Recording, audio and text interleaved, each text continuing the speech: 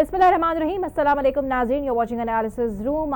लैला निसार सभ खां पहिरियों ॻाल्हि कंदासीं त यूएस ऐं ईरान जे विच में ॻाल्हियुनि खे वठी करे छा का डेवलपमेंट थी आहे या न। सो ईरान ऐं अमेरिका जे विच में ॻाल्हियुनि जी बहाली जी जेकर असीं ॻाल्हि कयूं त उन हिसाब सां सफ़ारती लेवल ते कोशिशूं हिन वक़्तु बि जारी आहिनि, ख़ासि करे जेको पाकिस्तान मुसलसल किरदारु निभाईंदो आयो आहे। पर हाणे हिकिड़ी ॿी ॻाल्हि तव्हांखे असां ॿुधाईंदा हलूं। President of US Donald Trump साहब पंहिंजे ट्रूथ सोशल ते हिकिड़ो ट्वीट असीं चई था सघूं पोस्ट हिकिड़ी जारी कई आहे एंड दैट्स वेरी इंटरेस्टिंग। तव्हांखे असीं ॾेखारींदा हलंदासीं। पिक्चर तव्हां पंहिंजी स्क्रीन ते गौर सां ॾिसो त ही लॻे ईअं पियो त हिकिड़ी AI जनरेटेड पिक्चर आहे। ही ट्रम्प साहब पाण पंहिंजे अकाउंट ते पोस्ट कई आहे ऐं हू ॾिसो छा चवनि था। एग्ज़ैक्ट वर्ड्स आउं तव्हांखे पढ़ी करे ॿुधायां थी त they can't get their act together, they don't know how to sign a non nuclear deal, they better get smart soon. त छा इहो ट्रम्प इशारो ॾियनि पिया ईरान खे? अच्छा, थोरो पिक्चर खे जेकर असां वधीक गौर सां ॾिसूं, डिटेल्स हिननि जूं त हिकु त ट्रम्प साहब जे हथ में राइफल मौजूदु आहे ऐं पोयां हिकिड़ो जंगी मैदान नज़र अचे पियो। त ही पैगाम सिर्फ़ु ईरान खे आहे या तमामु गल्फ स्टेट्स खे हू ही हिकिड़ो पैगाम ॾियणु चाहिनि पिया ऐं छा एक्सपेक्ट कयो वञे पियो? हिन वक़्तु ताईं ब्रेक थ्रू जी उमेद का करे सघिजे पई या न? जहिड़ी रीति प्रेसिडेंट डोनाल्ड ट्रम्प साहब ही पंहिंजी पोस्ट हिकिड़ी शेयर कई आहे, अपलोड कई आहे। Seems an AI content, AI generated picture लॻे पई पर आहे तमामु दिलचस्प ऐं काफ़ी कुझु हिन मां अंदाज़ो लॻाए सघिजे पियो। अच्छा, ॿी हिन पिक्चर में हिकिड़ी जेकी नोट करण वारी ॻाल्हि आहे, हिकिड़ी त हिन जी कैप्शन ऐं ॿियो मथां जेको हुननि लिखियो आहे त नो मोर मिस्टर नाइस गाय। हिन जो छा मक़सदु आहे? कंहिंखे ट्रम्प साहब आख़िर इहो इशारो ॾियनि पिया या पैगाम ॾियनि था? सिर्फ़ु ईरान खे या तमामु जेके गल्फ स्टेट्स मौजूदु आहिनि? आख़िर थियणु छा वञे पियो? हिन वक़्तु तेज़ी सां असीं जेकॾहिं ॾिसूं त हालतूं चेंज थींदे नज़र अचनि पियूं। पर अगेन सुवाल इहो पैदा थिए पियो त का ब्रेक थ्रू जी उमेद करे सघिजे पई या न? ॿिए पासे नाज़रीन असीं डिस्कशन कंदासीं त सिंध हुकूमत जो सूबे में ट्रांसपोर्ट जे निज़ाम खे जदीद बढ़ाइण बाबति कोशिशूं जारी आहिनि। कुझु अहम फ़ैसिला साम्हूं आया आहिनि, जंहिंमें हिकिड़ो फ़ैसिलो तव्हांखे ॿुधाईंदी हलां त तमामु रूट परमिट्स ऐं फिटनेस सर्टिफिकेट्स जी डिजिटाइज़ेशन करण जो हुकुम ॾिनो वियो आहे। सो 3 जून 2026 हिन जी आख़िरी तारीख़ मुक़ररु थी आहे। ऐं ॿियो मोस्ट इम्पॉर्टेंटली तव्हांखे ॿुधाईंदा हलूं त सीनियर सूबाई वज़ीर शर्जील नाम मेमन साहब जो चवणु आहे त उन्हनि लाॻापियल इदारनि खे हिदायतूं जारी करे छॾियूं आहिनि त जेके बि रूट परमिट्स ऐं फिटनेस सर्टिफिकेट्स आहिनि हिन जी डिजिटाइज़ेशन कई वञे। सो ट्रांसपोर्ट रेगुलेटरी निज़ाम बाबति हुननि जो चवणु आहे त उन्हनि खे मुकमल तौर ते हू पाण भरो ऐं डिजिटल बणाइण जी कोशिशि कनि पिया, बाक़ाइदा बणायो वञे पियो। सो हाणे केतिरो लाभाइतो साबित थी सघे पियो? छा वाक़ई में इन सिस्टम खे वठी करे जेकॾहिं ट्रांसपोर्ट जो सिस्टम डिजिटाइज़ थिए पियो त इन सां वॾे पैमाने ते कोई फ़र्क़ु अची सघे पियो? हिनखे कीअं एग्ज़ीक्यूट कयो वेंदो ऐं जेका हीअ आख़िरी तारीख़ लॻी आहे, कीअं हुकूमत इन शइ खे यकीनी बणाईंदी त जेके बि रूट परमिट्स ऐं फिटनेस सर्टिफिकेट्स आहिनि उनखे डिजिटाइज़ कयो वियो हुजे? माण्हू केतिरी हद ताईं ताउन कंदा? That is yet to be seen नाज़रीन। ऐं आख़िर में ॿ तमामु अफ़सोसनाक वाक़िया पेश आया आहिनि। ॿ अलॻि अलॻि वाक़िया आहिनि, पंहिंजी नौईअ जा त साॻिया वाक़िया आहिनि, छो त ॿिनि में जंहिं असां नारियुनि जी ॻाल्हि कयूं था त हिकिड़े में बेदर्दी सां नारी खे कारे इल्ज़ाम हेठि क़तल कयो वियो आहे। इहो वाक़ियो पेश आयो आहे गाजी ख्वावट जे हिकिड़े ॻोठ में। ऐं ॿिए पासे नारी हिकु फ़रियाद करे रही आहे, हू पंहिंजे तहफ़ुज़ जी घुर करे रही आहे त हुनखे तहफ़ुज़ फ़राहम कयो वञे। नओं देरो जी आउं हिते ॻाल्हि करे हिकिड़ो गाजी ख्वावट में वाक़ियो पेश आयो आहे। कारे इल्ज़ाम हेठि हिकु ॿार जी माउ खे नाज़रीन तव्हांखे ॿुधाईंदा हलूं त पीउ ऐं भाउ हथां बंदूक जा फायर करे बेदर्दी सां क़तल कयो वियो आहे। केस सरकार जी फ़रियाद ते केस दाख़िल थी चुको आहे। सो इन बाबति जेकी वधीक तफ़सीलूं त असां तव्हांजे आॾो शेयर कंदासीं, पर हीअ कारोकारी जी जेकी कुधी रस्म आहे हिन वक़्तु ताईं सिंध मां ख़तमु न थी चुकी आहे, ख़तमु न थी आहे। इन बाबति वधीक छा करणु घुरिजे? छो आख़िर इन्हनि केसिस में एतिरी वाध असांखे ॾींहों ॾींहुं नज़र अचे पई? ॾींहों ॾींहुं असां पंहिंजे प्रोग्राम्स में शयूं शामिलु कंदा वञूं था। What needs to be done? सो ॿ अलॻि अलॻि वाक़िया आहिनि, पर तव्हां ॾिसो हिकिड़े में हिकु औरत खे, हिकु नारी खे बेदर्दी सां क़तल कयो वियो आहे ऐं ॿिए में सो बि पंहिंजनि हथां, ऐं ॿिए में जेका नारी औरत तहफ़ुज़ जी घुर करे पई, कंहिंखां तहफ़ुज़ जी घुर करे पई? हू पंहिंजे अगेन हू बि पंहिंजनि खां, पंहिंजे घर वारे खां तहफ़ुज़ जी घुर करे पई। सो ही उन बाबति जेको आहे क़तल जी फ़तवा ॾिनी वई आहे ऐं हू इंसाफ़ जी घुर करे थी, तहफ़ुज़ जी घुर करे थी। वधीक छा थियणु वञे पियो इहो असां अॻिते हली करे डिस्कशन कंदासीं। इन बाबति उनखे तहफ़ुज़ फ़राहम कयो वियो आहे या न? हिन वक़्तु मूंखे जॉइन कयो आहे सीनियर सहाफ़ी तजिया निगार इमदाद सोमरो साहब। अस्सलाम वालेकुम, वेलकम टू द शो। इमदाद साहब, सब खां पहिरीं असीं ॻाल्हि कंदासीं त US ईरान टॉक्स बाबति हिन वक़्त ताईं का अॻु भराई साम्हूं आई आहे, का ब्रेक थ्रू जी उमेद करे सघिजे थी या न, पर उन खां अॻु में असां डिस्कशन कंदासीं त ट्रंप जो ट्रूथ सोशल ते पोस्ट ही कंहिंजी तरफ़ इशारो करे रहियो आहे, कंहिंखे हू पैगाम ॾियणु चाहिनि पिया? लॻे त पिक्चर AI जनरेटेड पई, जंहिंमें ट्रंप साहब खे हथ में राइफल आहे, पोयां हिकिड़ो जंगी मैदान नज़र अचे पियो। छा चवण आहे तव्हांजो? ऐं गॾोगॾु इंट्रोड्यूस कराईंदा हलूं, हिन वक़्तु मूंखे जॉइन कयो आहे टेलीफोन लाइन ते डॉक्टर अब्दुल मजीद चांडियो साहब बि, जेके इंटरनेशनल इशूज़ जा एक्सपर्ट आहिनि। सो इमदाद साहब, पंहिंजी इजाज़त खां शुरुआत जेको आहे डॉक्टर अब्दुल मजीद साहब खां करे वठां थी। अस्सलाम वालेकुम डॉक्टर साहब, thank you very much for your time. Doctor Abdul Majeed, तव्हां वटि मुंहिंजो आवाज़ अचे पियो? जी बिल्कुलु। सर, छा चवंदा त कंहिं ब्रेक थ्रू जी उमेद करे सघिजे पई? ऐं ॿिए पासे ट्रंप साहब जो ही ट्रूथ सोशल ते पोस्ट त नो मोर मिस्टर नाइस गाई, कंहिंखे इशारो या पैगाम ॾियणु चाहिनि पिया? हथ में संदन खे बंदूक आहे, पोयां जंग जो मैदान लॻो पियो आहे, चाहिनि छा पिया, पैगाम छा पिया ॾियणु चाहिनि? ॾिसो, प्रेसिडेंट ट्रंप ते त काफ़ी जेका आहे दुनिया पई तबसरा करे। पैगाम प्रेसिडेंट जो इहो ई आहे जेको हू किंग चार्ल्स खे ॾेई चुको ऐं हुन जेका तकरीर कई किंग जी मौजूदगी में, छो त तमामु जेको बरतानवी बादशाही ख़ानदान आहे उहो तमामु ट्रेडिशनल ऐं तमामु रस्मुनि रवाजनि जो तमामु पोइलॻ हूंदो आहे। ऐं ज़रूरु हिकिड़े मुल्क जे सरबराह खे, जेको सिर्फ़ु बरतानिया जो न आहे पर तक़रीबन दुनिया जे 25-26 मुल्कनि जो जेको आहे सो हेड ऑफ स्टेट आहे, सेरिमोनियल। उन सां जेको हुनजो रवैयो या उते जेका ॻाल्हि हुई उहा सूट न पई करे अमेरिका जे प्रेसिडेंट खे, त उहो बंदूक खणी करे बीहे थो, कॾहिं जेको आहे सो mister nice guy whatever he says. पर असुल आहे त डिप्लोमेसी पंहिंजी जाइ ते ज़रूरु कमु करे पई ऐं टॉक्स ऐं जेका बि आहिनि उहा का बंदि कोन थी आहे। हे जंग जो बंदि थियणु, छो त स्ट्रेट ऑफ हॉर्मुज़ जा जेके बि इफेक्ट्स आहिनि उहे ग्लोबल आहिनि। ग्लोबल मईशत ते जेका आहे उन जा असर आहिनि। सिर्फ़ु जेको आहे सो ईरान जो रस्तो बंदि कोन्हे, पर साॻे वक़्तु अमेरिका जे ख़ुदि एलाइज़ जेके आहिनि, सऊदी अरब आहे, UAE आहे, कुवैत आहे, उन्हनि जो बि ऑयल फ्लो इतां ई थिए थो, स्ट्रेट ऑफ हॉर्मुज़ मां थिए थो। उन्हनि जे जेका आहे सा हिकिड़ी बंदिश आहे। ऐं उन वक़्तु साॻे वक़्तु दुनिया में अमेरिका जा जेके एलाइज़ आहिनि, जापान आहे, ऑस्ट्रेलिया आहे, ऐं उन सां गॾोगॾु जेको आहे सो यूरोपियन यूनियन आहे, उन्हनि खे गल्फ कंट्रीज़ जो ऑयल जेको आहे सो उहो वञे पियो। तंहिंजे करे ही ब्लॉकेट जेको आहे सो एॾो को लॉन्ग टर्म जेको आहे सो मौजूदु न रहंदो, इहो तकिड़ो ई ख़तमु थींदो। प्रेशर जेके ईंदा अमेरिका ते, प्रेसिडेंट अमेरिका जे ते, ऐं या ख़ुदि जेको आहे सो प्रेशर वधि में वधि जेको आहे सो ईरान ते हूंदो हींअर, ऐं उहो चाइना जो हूंदो, त चाइना खे बि जेको आहे सो हितां खां वञे पियो। तंहिंजे करे ही ग्लोबल इफेक्ट्स हिन जा आहिनि। उन जे करे मां नथो सम्झां त को एतिरो वक़्तु ही ब्लॉकेट जेको आहे सो क़ाइमु रहंदो ऐं उनखे एतिरो खणी वेंदा, बल्कि मां सम्झां थो त विद इन डेज़ मुंहिंजी जेका आहे सा हिकिड़ी what I understand as a student of IR, त आलमी मईशत ते जेके थियनि था, त हाणे ॾिसो त रुॻो हिन ब्लॉकेट जे करे वरी तेल जा प्राइसिस जेके आहिनि केतिरो हाइक थी विया आहिनि, केतिरो जेको आहे सो उन्हनि जो दुनिया ते असरु पइजी रहियो आहे। तंहिंजे करे ही दुनिया जी मईशत खे हिकिड़ो नुक़सानु पियो थो पवे। ऐं उन साॻी जाइ ते उन वक़्तु या डिप्लोमेसी ज़रूरु कमु करे थी, तंहिंजे करे या ज़रूरु कामयाबु वेंदी, नेगोशिएशन्स कामयाबु वेंदियूं।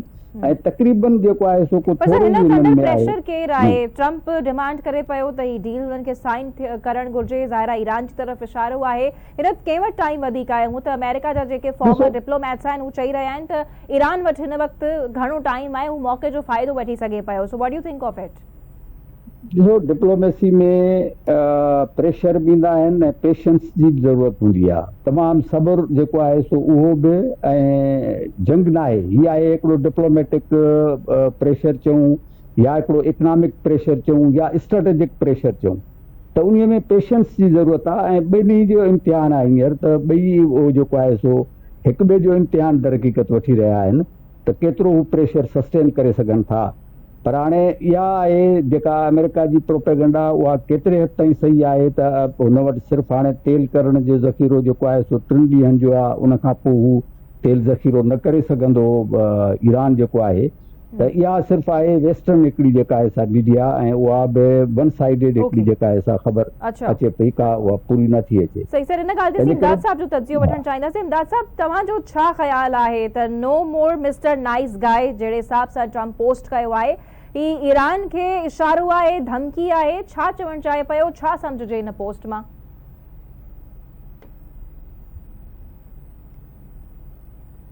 खे चए पियो तव्हां जेको आहे जीअं पाण सिंधी में चऊं ॿ गिदरा मुठ में नथा खणी सघूं, तव्हांखे जेको आहे नॉन न्यूक्लियर डील जेका आहे उहा करणी पवंदी ऐं उन लाइ चए थो दे बेटर गेट स्मार्ट सून।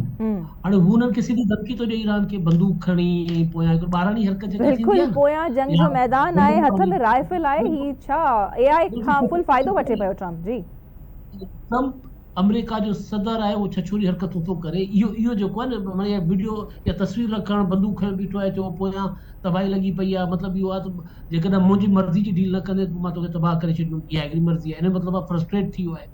ऐं जेको डोनाल्ड ट्रम्प ज़ाहिर आहे हिन वक़्त ताईं बि हू मुसलसल केॾी महिल जेको आहे ॻाल्हि करे थो, जीअं कल्ह हुन ॻाल्हि कई त पंहिंजो ईरान जी तरफ़ां पैगाम आयो आहे त असां तबाह थी विया आहियूं ऐं आबना होर्मुज़ जी नाकाबंदी ख़तमु कयो। अॼु वरी हुनजी उबतड़ ॻाल्हि कई आहे, ही तस्वीर जेका हुन शेयर कई आहे या कैप्शन जेको हुन ते लिखियो आहे उहा ॿी ॻाल्हि करे थो। इन मतिलबु आहे हिकिड़ो त जेका हुनजी ज़हनी सिहत आहे उन ते बि सवाल उथनि पिया सॼी दुनिया में। डॉक्टर अब्दुल मजीद साहब चवनि था त सफ़ारती लेवल ते कोशिशूं जारी आहिनि, ॻाल्हियूं हलनि पियूं, नेगोशिएशंस हलनि पियूं, त छा वाकई में बैकडोर ते मामला हलनि पिया प्रॉपर्ली? वरी ॿिए पासे जॾहिं असां ट्रम्प जे पोस्ट खे ॾिसूं था त ॻाल्हि ॿी लॻे पई। ॾिसो लैला, डायरेक्ट ॻाल्हियूं ज़ाहिर कोन्हनि, इनडायरेक्ट जेका पंहिंजो पैगाम रसानी आहे उहा त आहे। अॼु बि जेको आहे पंहिंजो इराक़ी चयो आहे जेके असां पंहिंजो तजवीज़ूं रखियूं हुयूं, उन खां पोइ जेको वापसि पाकिस्तान तजवीज़ूं ॾिनियूं अमेरिका सां ॻाल्हाए, उन्हनि तजवीज़ुनि ते असां आयतुल्ला मुज्तबा ख़ामनाई सां ॻाल्हाए पंहिंजी क़यादत सां मशवरो करे वरी जवाबु ॾींदासीं। सो ॻाल्हियूं जारी आहिनि, ॻाल्हियूं उन्हनि टियों तव्हांजे प्रोग्राम में चयो त डेडलॉक कोन्हे, सफ़ारती ज़बान में हिनखे डेडलॉक न चइबो आहे। डॉक्टर मजीद साहब बहितर इन बारे में एक्सप्लेन करे सघनि था पिया। डेडलॉक तॾहिं हूंदो आहे त जॾहिं कंहिं बि क़िस्म जो को राब्तो न हुजे।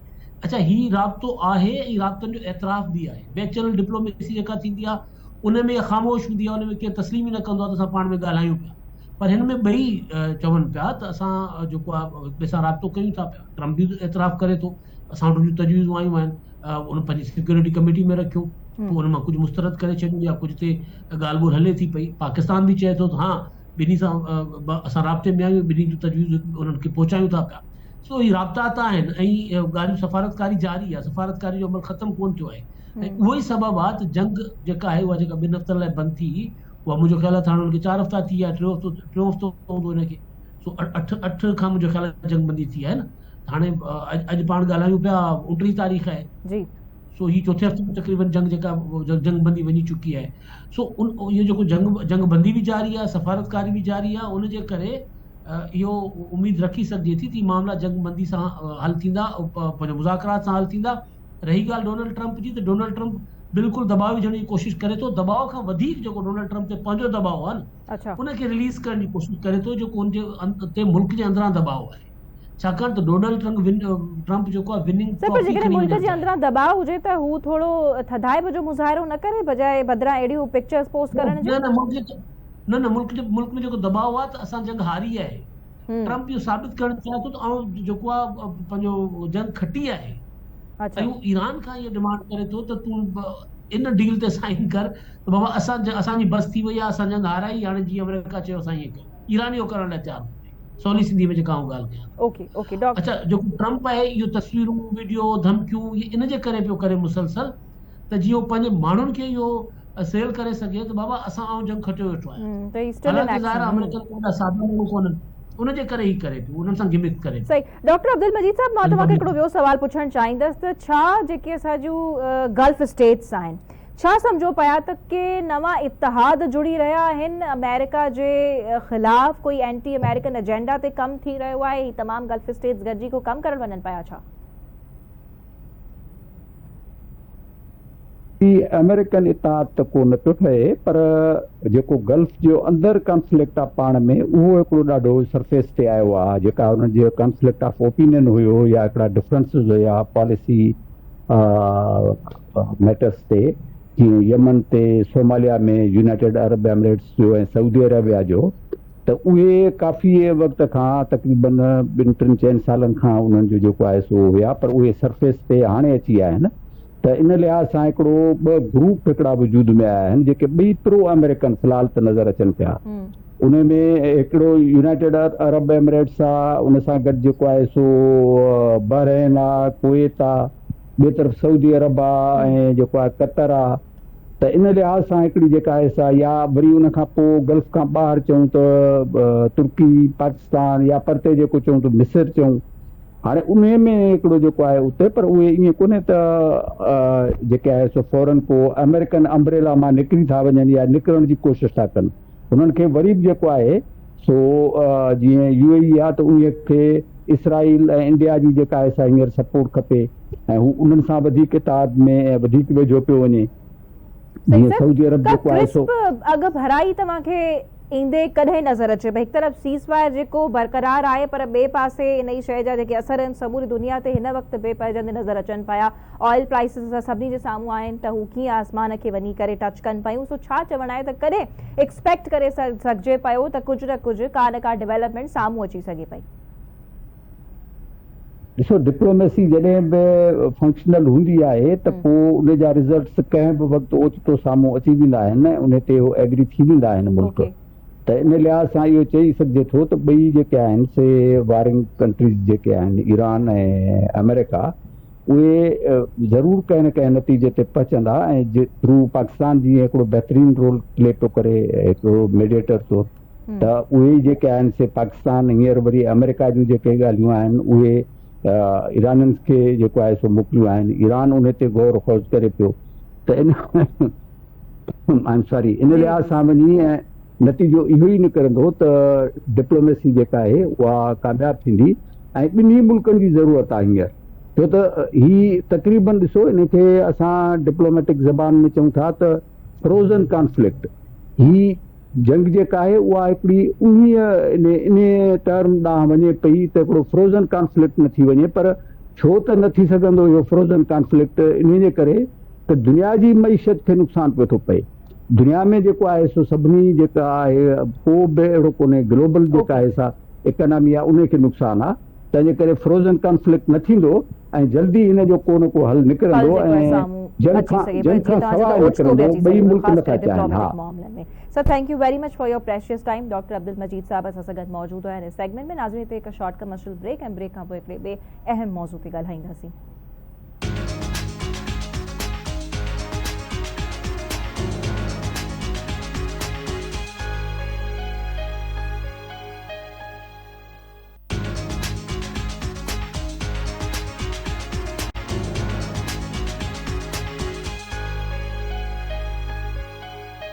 वेलकम बैक नाज़रीन। सिंध हुकूमत सूबे में ट्रांसपोर्ट के निज़ाम के जदीद बढ़ाने के लिए कुछ अहम फैसला वरता है। इन में हिकिड़ो फैसलो इहो शामिल है तो रूट परमिट्स और फिटनेस सर्टिफिकेट्स की जेकर असीं ॻाल्हि कयूं तो उनके डिजिटाइज़ करण जो फैसलो वरतो है, जिसकी आखिरी तारीख़ 3 जून 2026 के मुक़रर किया गया है। पर सवाल यो पैदा थिए पियो त इन्हनि रूट परमिट्स और फिटनेस सर्टिफिकेट्स की डिजिटाइजेशन कई कीअं वेंदी? छा एतिरो जदीद निज़ाम सिंध हुकूमत वटि मौजूद है? ऐं ॿिए पासे शहरी छा ताउन करण जे लाइ तयार हूंदा? इन ई मामले ते वधीक असांखे ॻाल्हाइण जे लाइ, तफ़सील ॾियण जे लाइ जॉइन कयो आहे चीफ रिपोर्टर दोदो चांडियो साहब ऐं गॾोगॾु इमदाद साहब बि मौजूद आहिनि। जी दोदो साहब, वेलकम टू द शो। छा तफ़सील आहिनि तव्हां वटि रूट परमिट्स ऐं फिटनेस सर्टिफिकेट्स जी डिजिटाइजेशन खे वठी करे? अवल त ही डिजिटाइजेशन थींदी कीअं ऐं शहरी केतिरो ताउन तव्हां सम्झो पिया त करे सघनि पिया? जी बिल्कुल, जे मूं चयो त शुरू में जेके शहरी हूंदा आहिनि उहे नओं ई डिजिटलाइज़ जेको बि सिस्टम अचे थो उनखे माण्हू शुरू में क़बूल न कंदा आहिनि। मैनुअल सिस्टम ते माण्हू हिरियल आहिनि, उन करे माण्हू वञनि था ज़मीनुनि जा कागज़ात खां वठी लाइसेंस खां वठी बाक़ी जेके बि इशूज़ जदीद जेके जॾहिं उनखे डिजिटलाइज़ करिजे थो त शुरू में एॾो रिस्पॉन्स नथो मिले, रश बि हुजे थी, माण्हुनि लाइ प्रॉब्लम थिया। पर अॻियां हली माण्हू उहे नेचुरल उन सभिनी शयुनि खे जेके आहिनि उहे क़बूल कनि था। त हीअ ॾिसो न, हिकिड़ो तव्हां रिकॉर्ड हुजे कंहिं बि सूबे वटि त तव्हांजे वटि गाॾियूं केतिरियूं आहिनि ऐं उहे तव्हां वटि रूट कहिड़नि ते हलनि थियूं, ऐं उहो को बि माण्हू उन रूट ते गवर्नमेंट जो ऑफिसर हुजे, को एक्सीडेंट थियो आहे, को वाक़ियो थियो आहे, कीअं थियो आहे त उनखे चेक करे सघे। ऐं उनजे लाइ अॻे मैनुअल हूंदा हुआ त हिकिड़ो ट्रांसपोर्ट डिपार्टमेंट लेटर ठाहे ॾींदो हो त बाबा हीअ बस जुॾे खां पंगिरे वेंदी या मिरपुखास वेंदी, सखर वेंदी, या हीअ जेका इलाकाणे दादू वेंदी। उनखां पोइ वरी जेके सर्टिफिकेट हूंदा हुआ उहे घणनि गाॾियुनि वटि कोन हूंदा हुआ। एक्सीडेंट थींदा हुआ गाॾियुनि जा, माण्हू इन तरफ़ ध्यानु कोन ॾींदा। ट्रांसपोर्ट डिपार्टमेंट हर रोड ते बीह उहो चेक करे कोन सघंदो हो त को ॾिसे थो, को एक्साइज पुलिस चेक कंदी हुई, कॾहिं नॉर्मल पुलिस जेका आहे असांजी सिंध पुलिस उहा शइ चेक कंदी हुई, या कॾहिं को ॿियो इदारो जेको आहे उहो चेक कंदो। हुनखां पोइ ख़बर पवंदी त हिन गाॾी वटि रूट परमिट बि कोन्हे, हिन वटि मेयर फिटनेस सर्टिफिकेट बि कोन्हे। त शयुनि खे ॾिसो, जदीद टेक्नोलॉजी तव्हांखे उन तरफ़ अॻिते वञिणो त आहे न। तव्हां नंबर प्लेटुनि जो इशू तव्हां ॾिसो, जॾहिं थियो जदीद नंबर प्लेटुनि वारो त केॾो वॾो इशू थियो हुयो, माण्हुनि एतिजाज बि कया, इल्ज़ाम बि लॻा, रशक जी, पर लॻी आसे पासे माण्हू So यानी जेके सर्टिफिकेट्स अक्सर करे व्हीकल्स वटि हूंदा आहिनि दोदो साहब, उन्हनि जी का अहमियत न रहंदी पोइ?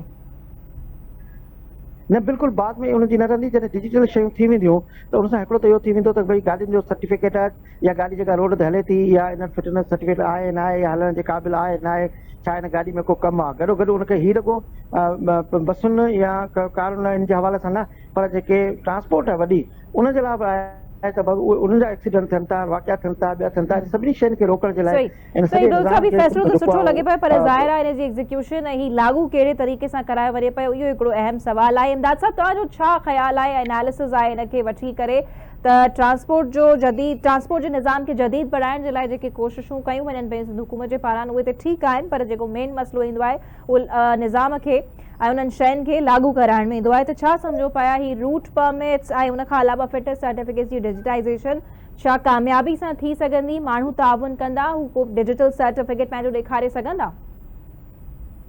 इलेक्शन में ताउन जो सवाल ई कोन्हे।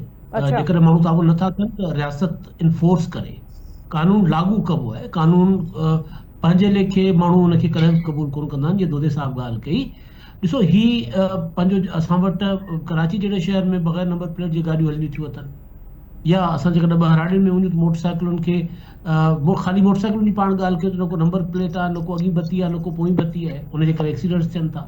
इहे जेको चिंची हलनि था, या जेके वॾी बसूं आहिनि, या कराची में डंपर्स जो जेको इशू आहे, हाणे इहो सॼो जेको आहे इन्फोर्स करिणो पवंदो हुकूमत खे। इन ते जेको पंहिंजो ट्रांसपोर्ट जा जेके परमिट्स आहिनि, प्राइवेट गाॾियूं आहिनि, उन्हनि खे डिजिटाइज़ेशन 3 जून खां पोइ गैर मुअसर थी वेंदा, सरकार इहो चवे पई त ज़ाहिर आहे पोइ ही एतिरी तकड़ी शइ थी सघंदी, ऐं शहरी जेके आहिनि उहे मूव करे वेंदा डिजिटल सिस्टम जी तरफ़। बेशक मरहलावार थिए, एतिरी तकड़ी ॾिसो करण थी अचनि। पोयनि ॾींहंनि में पंजाब में हिकिड़ो फ़ैसिलो थियो, जॾहिं स्मोक जो इशू थियो त इहो फ़ैसिलो कयो वियो त का बि गाॾी जेका आहे उहा बग़ैर इन्वायरमेंटल जेका हिननि जी एजेंसी आहे पंजाब जी, उनजे फिटनेस सर्टिफिकेट खां सवाइ रोड ते न ईंदी। उन्हनि 2-3 तारीख़ूं रखियूं, ऐं हर गाॾी जेका 3 साल पुराणी आहे, 3 साल हुन गाॾी लाइ हुन जेका 3 सालनि खां वधीक पुराणी आहे, उहो फिटनेस सर्टिफिकेट वठंदी उन शीशे ते, जेतिरे ते इन्वायरमेंटल प्रोटेक्शन ऑर्गेनाइज़ेशन जो जेको आहे लोगो न हूंदो लॻल, हुनजो पंहिंजो स्टिकर लॻल न हूंदो आहे, गाॾी रोड ते ईंदी उनखे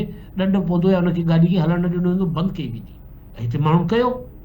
हाणे उन लाइ हिकिड़ो सिस्टम हुकूमत खे ठाहिणो पवंदो। इहो डिजिटाइज़ करण लाइ हुकूमत खे सिस्टम, माण्हू खे ख्वार न आहे करिणो, माण्हू खे अॻिते अमल कराइणो आहे उन फ़ैसिले ते। हिकिड़ो इहो, ऐं सभिनी खां वॾो जेको इशू आहे उहो आहे फिटनेस सर्टिफिकेट वारो। बसूं जेके कराची में थियूं हलनि, हैदराबाद में थियूं हलनि, या हिकु शहर खां ॿिए शहर बसूं थियूं हलनि, उन्हनि बसुनि जो तव्हां हाल ॾिसो। उन्हनि ऐं ॿियो जेके आम वेगनूं हलनि थियूं, जिन में जेके पंहिंजो अक्सर सिलेंडर फाटण सां हादसा थींदा आहिनि, इहो केरु कंदो? ज़ाहिर आहे हुकूमत खे करिणो आहे। हुकूमत जॾहिं फ़ैसिलो कयो आहे त उन खां पोइ हुकूमत खे इहो न आहे सोचणो त माण्हू अमल न कंदा। हुकूमत खे इहो सोचणो त असांखे अमल कराइणो आहे, ऐं अमल कराइण लाइ सवलो तरीक़ो, आसान तरीक़ो, जंहिंसां माण्हुनि खे घणी परेशानी, घणी तकलीफ़ न थिए। मैक्सिमम सेंटर्स हुजणु खपनि जेकॾहिं फिटनेस सर्टिफिकेट जो मामिलो आहे, या जेकॾहिं पंहिंजो रजिस्ट्रेशन जो मामिलो आहे, त उन लाइ मैक्सिमम सेंटर्स हुजनि जीअं माण्हू वञे, विदिन मिनट्स माण्हू जो कमु थी वञे। सो उहो हुकूमत खे कराइणु घुरिजे, फैसिलिटेट करे हुकूमत रजिस्ट्रेशन ऑनलाइन थींदी, इहो थोरो पुछणो पवंदो, या कुझु सेंटर्स मख़सूस सेंटर्स क़ाइमु कया वेंदा? दोदो साहब, इहो थोरो ॿुधाइजो त हिन जी रजिस्ट्रेशन जेको आहे जीअं त डिजिटाइज़ कया वेंदा, त पोइ ही ऑनलाइन कई वेंदी या के सेंटर्स क़ाइमु कया वेंदा? इन बाबति की तफ़सील साम्हूं आया आहिनि? जी, हिन वक़्तु त जेको नोटिफिकेशन अॼु जारी थियो, उन में त वेबसाइट जे हवाले सां चयो वियो आहे त उनखे हिकिड़ी वेबसाइट आहे जिते वञी हिननि खे सभिनी खे करिणो पवंदो। पर अॻियां हली ज़रूरु सेंटर खोलणा पवंदा, छाकाणि त तव्हां वटि हज़ारे लखे गाॾियूं आहिनि, ऐं उन्हनि सभिनी जी वॾो तइदाद आहे उहे जेके ऑनलाइन करे सघिया उहे ऑनलाइन थींदा, पर बाक़ी जेके माण्हू आहिनि उन्हनि खे ज़रूरु उन्हनि सेंटर ते वञिणो पवंदो। जीअं एक्साइज़ डिपार्टमेंट सेंटर का ॾींहुं राति खोलिया हुआ, चकरे हाली टाइम 2 महीननि जो आहे, मई ऐं जून, पर जून खां पोइ 2 महीननि में इहो सॼी शयूं कंप्लीट कोन थी सघंदियूं। मूंखे जेको लॻे थो त हिनखे हिकु भेरो ॿीहर जेके आहिनि उहे सेंटर खोलणा पवंदा ऐं उन सिलसिले में डिस्ट्रिक्ट सतह ते बि इन सिलसिले में हूंदा त जीअं माण्हू अची उते पंहिंजी गाॾी जेका आहे उनजो रूट्स परमिट थियो, नंढे नंढे रूट्स ते हलनि थियूं गाॾियूं सभु। हिकिड़ियूं त गाॾियूं वधीक आहिनि जेके कराची खां इस्लामाबाद वञनि थियूं, लाहौर वञनि थियूं या ॿियनि इलाइक़नि में वञनि थियूं, पर कुझु गाॾियूं अहिड़ियूं आहिनि जेके नंढे नंढे रूट्स ते हलनि थियूं, नंढे नंढे शहरनि जे अंदरि हलनि थियूं, उन्हनि खे रूट परमिट जी ज़रूरत पवंदी आहे, उन्हनि खे फिटनेस सर्टिफिकेट जी ज़रूरत पवंदी आहे। तंहिं करे इहे सभु इशूज़ जेके आहिनि उनखे ॾिसण जे लाइ इनखे अॻिते हली अञा वधीक जेके आहिनि उहे सेंटर खोलणा पवंदा, जेको मूंखे नज़र अचे पियो।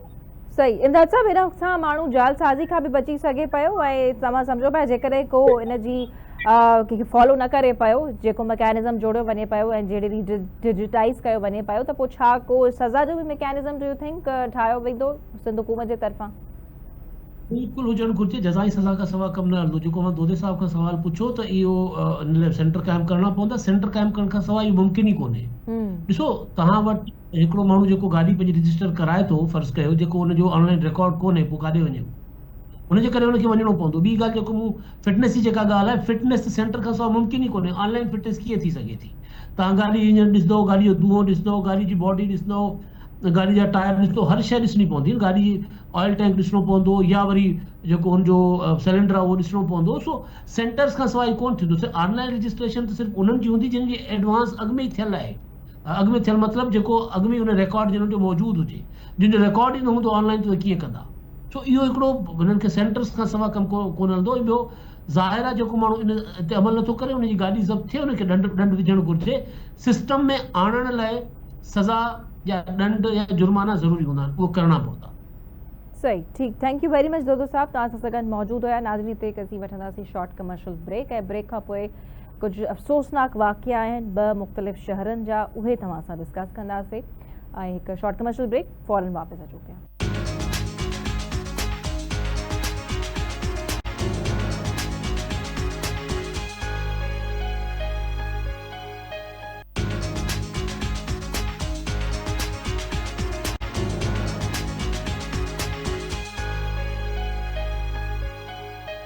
वेलकम बैक नाज़रीन। हाणे हिकु अफ़सोसनाक वाक़े ते ॻाल्हाईंदासीं। वाक़ियो न पर वाक़िया आहे नाज़रीन। हिन वक़्त ताईं सिंध में कारोकारी जी कुधी रस्म जो ख़ात्मो न थी सघे। ॿाहिरि तव्हांखे ॿुधाईंदा हलूं 2 मुख़्तलिफ़ वाक़िया नौयत साॻी आहे। हिकु तरफ़ गाजी ख्वावड़ में कारे इल्ज़ाम हेठि हिकु नारी खे बेदर्दी सां क़तल कयो वियो आहे, उहो बि बंदूक जा फायर कया विया आहिनि हुनजे मथां, ऐं तेसीं ताईं हलाया विया जेसीं ताईं हुनजो साह न निकितो आहे। ही बेदर्दी जी, बेहिसी जी इंतिहा आहे ऐं हिन वक़्तु समूरे समाज ते वॾा सवाल उथनि पिया।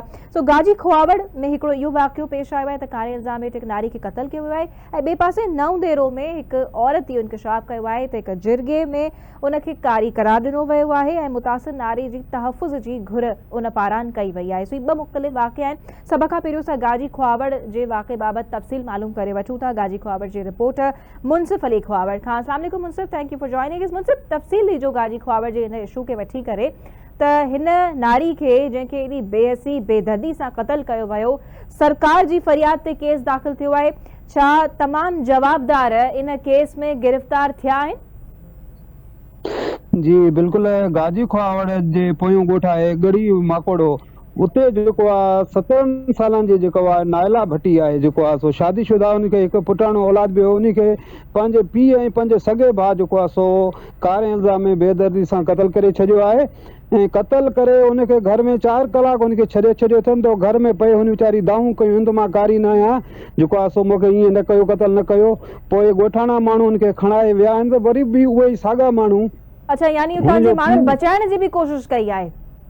जी जी, बचाइण जी बि कोशिशि कई आहे, पर वरी बि रस्ता रोक करे उनखे लाहे वरी उनखे उते रोकियो अथनि। पोइ जो वार अस्पताल में उपता आहिनि, पर हिन जी रत घणी वहण जे करे जेको आहे सो हिन जो मौत थी वियो, क़तल थी वई। ऐं सरकार जी फ़रियाद ते केस गाजी ख्वावड़ थाणे ते दाख़िल थियो आहे, पर मुंहिंजे शाम में गिरफ़्तार थिया आहिनि? न न SHO साम्हूं जी ॻाल्हि ॿोल थई, उहो चए पियो छापा हणूं था पिया पर का बि गिरफ़्तारी अमल में कान आई आहे। पर पुलिस जेको आहे पंहिंजो रवायती किरदारु अदा करे पई, जेको आहे सो को बि जेको आहे सो तहरीक वठे कोन पई। सही। अच्छा, पर हिन नारी जी जेकॾहिं वधीक ॻाल्हि कयूं त जो घर वारो उहो किथे हुयो, ही पीउ ऐं भाउ वटि रहे पई, इन बाबति की तफ़सील मालूम थी सघिया आहिनि? जी, हे हिते असां वटि ॿारनि में ईअं थींदो आहे, हिकिड़ो पाड़ो ई हूंदो आहे, पाड़े में हिन जी शादी कराई आहिनि, पंहिंजो माना सिर्फ़ु चौधरी हूंदी आहे, घर सभु हूंदा आहिनि। हुनजो मुड़ुस बि जेको हिन महिल ताईं को ज़ाहिर कोन थियो आहे, उहो बि ख़ामोश लॻो पियो आहे, उहो बि धुर बणी पियो आहे हिन महिल ताईं। जेकॾहिं को उहो कुझु करे हा त हुनखे बचाए बि सघे पियो ऐं केस बि दाख़िल कराए सघे पियो, पर हिन महिल ताईं राति देर ताईं जेको आहे सो को बि थाणे ते जेकॾहिं उतां जा माण्हू हिन नारी खे बचाइनि पिया त उन वक़्तु उतां जे माण्हुनि पुलिस खे कॉल छो कोन कई वई? जी, पुलिस खे माण्हुनि सां ॻाल्हि ॿोल थी आहे, माण्हू बि थोरो ॾिनल आहिनि। हिकिड़ो पीउ जेको आहे पंहिंजी जेको आहे सो धीउ खे थो मारे ऐं बंदूक खयूं जेको बीठो आहे, रस्ता रोकई बीठो आहे, त माण्हू बि थोरा ॾिनल आहिनि हिते जेको आहे। पुलिस खे कॉल करे सघिजे पई न, जीअं तव्हां चओ पिया त माण्हुनि बचाइण जी बि कोशिशि कई, पर उन बावजूद बि हू ॿीहर हुनखे गिगले करे हुननि मारियो आहे। जी, पुलिस खे हिननि कॉल कोन कई जेको आहे सो। ॿियो जेको इहो आहे शहर तमामु हिकिड़ो नंढड़ो शहर आहे ऐं तमामु पुठिते पियल आहे, अहिड़ो को हुन में सिस्टम बि कोन्हे को फ़ोन जो या जेको आहे सो सफ़ा पोइते पियल इलाइक़ो आहे जेको आहे गाजी जो पोयों आहे, तक़रीबन काछे वारी साइड थी वञे थी। पुलिस वटि मामिलो कीअं पहुतो? पुलिस वटि जॾहिं सोशल मीडिया या पंहिंजो चैनलनि ते ख़बरूं हलियूं त पोइ जेको आहे सो पुलिस पहुती। नारी खे त ॻोठाणा खणा अस्पताल ताईं त पहुता, पर पुलिस जेको आहे सो न पहुची सघी। बिल्कुलु ई वॾो अफ़सोसनाक वाक़ियो आहे ऐं जीअं मुंसिफ़ असांजा रिपोर्टर ॿुधाइनि पिया त हिन वक़्तु ताईं जंहिंखे क़तल कयो आहे उहे हिन वक़्तु ताईं पुलिस उन्हनि खे न पकिड़े सघी आहे। ॿिए पासे जेको ट्रस्ट आहे आवाम जो पुलिस ते हिन वक़्तु ताईं तेतिरो रहियो कोन आहे, जो जेकॾहिं उहे अहिड़ो वाक़ियो थींदे ॾिसनि था त फौरी तौर ते पुलिस खे आगाह कयो वञे। न ई उन्हनि खे का एतिरी उमेद आहे त जेकॾहिं उन्हनि खे आगाह कंदा त फौरी तौर ते पुलिस अची वेंदी। त हीअ तमामु सिस्टमैटिक फॉल्ट्स आहिनि, एरर्स आहिनि जेके फिक्स थियण जी अशद ज़रूरत आहे, त तॾहिं अहिड़े क़िस्म जे वाक़िअनि जी प्रॉपर नमूने सां रोकथाम थी सघंदी। हाणे असां नाज़रीन नओं देरो जो वाक़िए इन बाबति मालूम करे वठूं था। हिकु नारी ऑलरेडी क़तल थी चुकी आहे, ऑलरेडी हिन दुनिया मां वञी चुकी आहे। हाणे ॿी नारी जेका तहफ़ुज़ जी घुर करे पई नओं देरो मां, मूंखे जॉइन कयो आहे मुमताज़ अली जाखरो, असांजे रिपोर्टर। ममताज़ साहब, thank you for joining us. Mumtaz जी ॿुधाइजो छा मामिलो आहे? नओं देरो में औरत जेका इंकशाफ करे पई त हिकु जिरगे में उनखे कारी अवल त इन टर्म खे असांखे ख़तमु करणु घुरिजे, उनखे करार ॾिनो वियो आहे, सो उनजी तहफ़ुज़ जी घुर आहे। किथे आहे उहा नारी? छा इन बाबति तफ़सील आहिनि तव्हां वटि वधीक?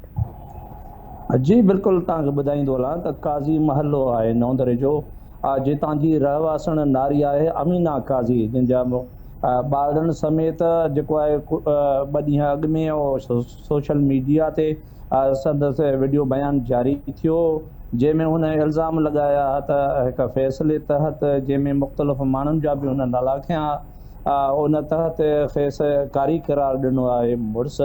हुनजो चवणु हुयो त मूंखे हुन मां ख़तरो आहे ऐं मुख़्तलिफ़ इल्ज़ाम वधीक हुन मुड़ुस मथां लॻाया हुआ।